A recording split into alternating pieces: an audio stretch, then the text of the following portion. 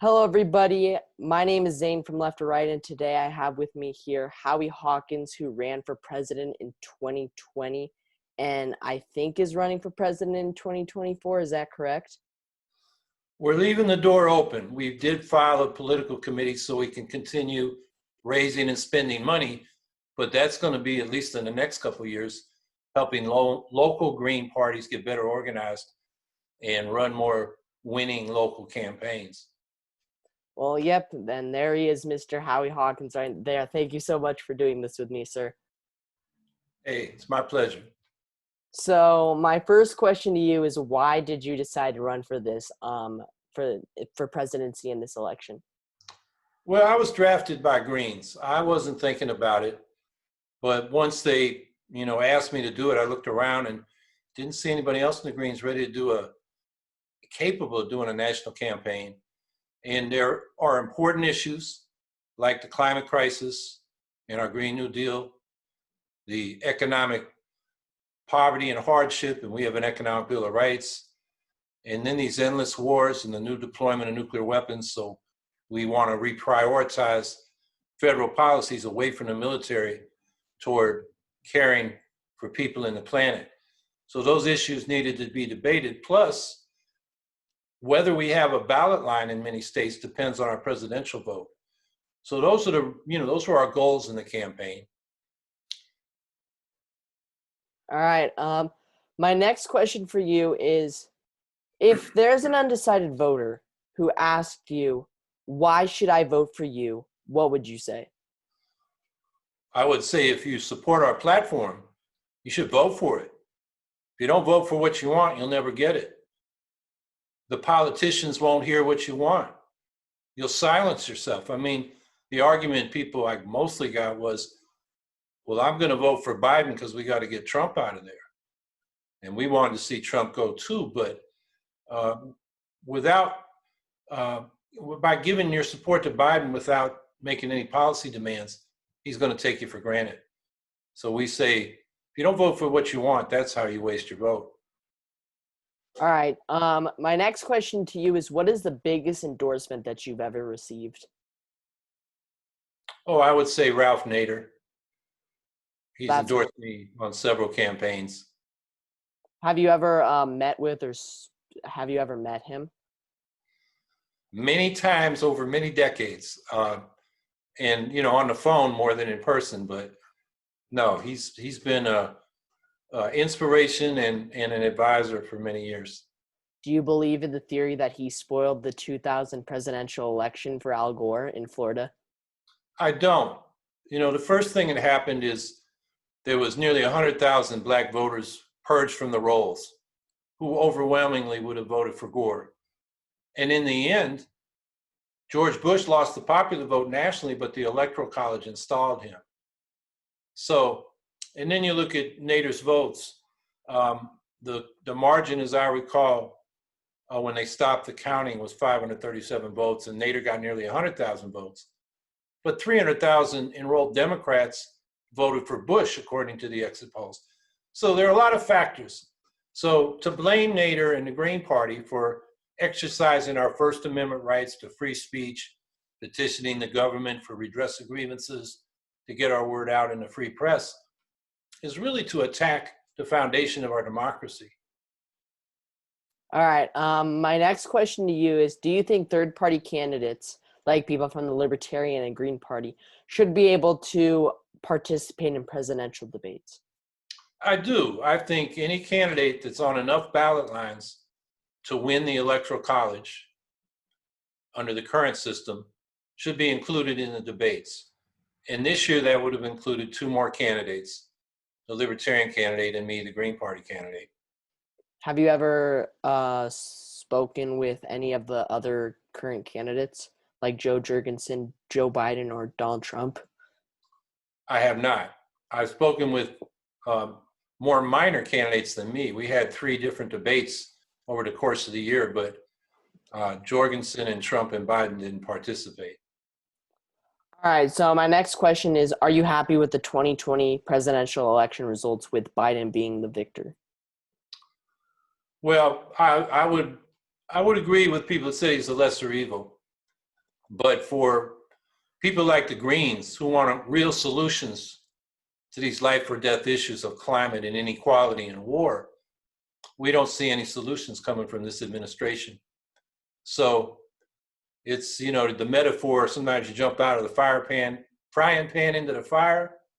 I feel like now we've jumped out of the fire, but we're still in the frying pan. We jump back in. So, we're going to keep going as a Green Party. Okay, and let's say if you won this election, which chances are wouldn't happen, what are the main policies that you would implement if you were to become president? Well, first day I'd declare a climate emergency to coordinate federal agencies to the extent the executive branch has authority, and submit to Congress a budget for a Green New Deal that would have as its objective 100% clean energy and zero or even negative carbon emissions in a decade by 2030. So that would be one thing. An economic bill of rights, which would include the right to a job and income above poverty, healthcare, a Medicare for all system, affordable housing, expand public housing so everybody has an affordable option, lifelong public education from pre-K and childcare through college and trade schools, and a secure retirement by increasing Social Security benefits so people, when they reach retirement age, don't have to keep working until they drop dead, but can actually retire and not live in poverty. And then finally, we would take peace initiatives to reduce world tensions and open the door to negotiating nuclear weapons disarmament. The Bulletin of the Atomic Scientists has their doomsday clock the closest it's ever been to midnight because we're in a new nuclear arms race. And that's a life or death issue. It should have been a top campaign issue. It wasn't even discussed. So those would be our top three priorities as we went into office. But there's a whole lot more we would do, like repeal most of Trump's executive orders, close the detention camps, reunite the families, give people documents so they can live here legally while they go through the asylum or immigration process, and a whole lot more. All right, so my next question to you is, why do you run third party instead of running with either? Probably chances are you'd run as a Democrat Party instead of the Green Party. Well, the Democratic Party is a very corporate dominated party. Big business dominates it. And the kind of things we're talking about, which are in the interests of working people and protecting the environment, Democratic Party is not going to do that.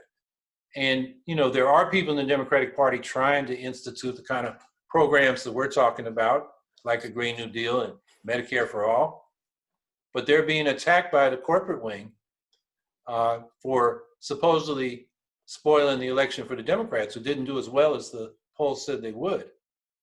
And I think also you look at Bernie Sanders, he was winning the primaries until the whole establishment of the Democratic Party closed ranks against him and cut him off.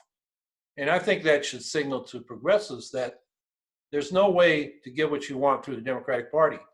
We need our own party. We need to start electing our own people. All right, so my final question to you is, did you know that you are trending on TikTok?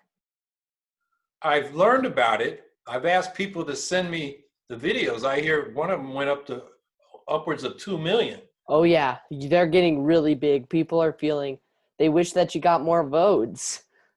Well, I actually drafted a letter to young people that Angela and I are going to go over and send out to people. Yeah, we've got a lot of messages from young people, teenagers, people in their 20s. Teenagers want us to run again so they have a chance to vote for us. I can relate to that. I was not old enough to vote in 1968. I wanted to vote against the war in Vietnam. I was eventually drafted for it. And the voting age back then was 21. So I've been through that, and I appreciate the young people, and I know they are the spearhead of social change. If you look at history, it's young people, because you're fighting for your futures on the climate, on racial justice, on economic justice. So, some of these messages we've been getting saying, our campaign inspired them. Well, they should know they inspiring us. They're we're going to keep going, and they're giving us more motivation than ever. Would you ever considering making a TikTok account? I think my campaign has one. I think we've made some. Um, there's so much going on in the campaign. It's all I can do to be the candidate. And one of my frustrations is the young people handle the technology. So like if I see something on the website, I got to ask somebody to fix it. I can't do it myself. So TikTok is in that area.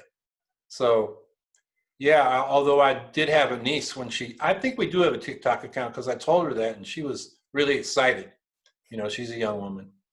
So Well, yeah, that was my final question. So thank you very much for doing this with me. It was an honor to speak with you. And I hope that you do go through with running for president in 2024 because I would like to interview again at some point to discuss like any changes because obviously there's going to be changes in our government between now and when the next election comes up. So thank you very much for doing this with me. well, thank you. It's been my pleasure. And thank you to everyone that is watching, and I will see you in the next interview.